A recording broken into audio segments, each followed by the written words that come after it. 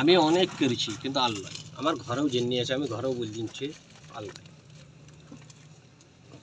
না। মনে করো এই দফার বেলায় তুমি শুয়ে আছো, আর তোমার 2 নম্বর মালটা তোমার ঘরকে চলে এলো, তোমাকে উঠেছে, উঠো উঠো।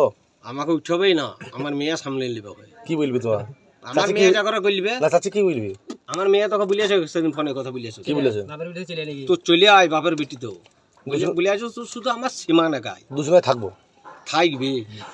তাহলে কি করবি? মহরম খেলি আগে মাংকেটে আচার দিবে, মহরম খেলা হবে আগিলাতে। হ্যাঁ আর মনে করো ও মনে করো খোঁজে খোঁজে খোঁজে খোঁজে খোঁজে তোমার শ্বশুর ঘরে চলে জানো। কে?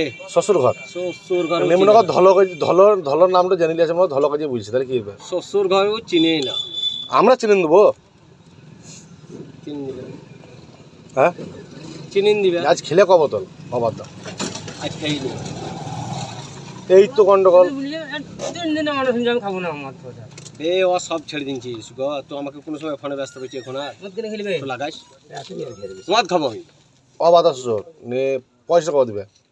পয়সা দেবো না তোকে, তো ভিডিও কর কা যা করবি কর কা, বলো সেটা। পয়সা জবাব তোকে।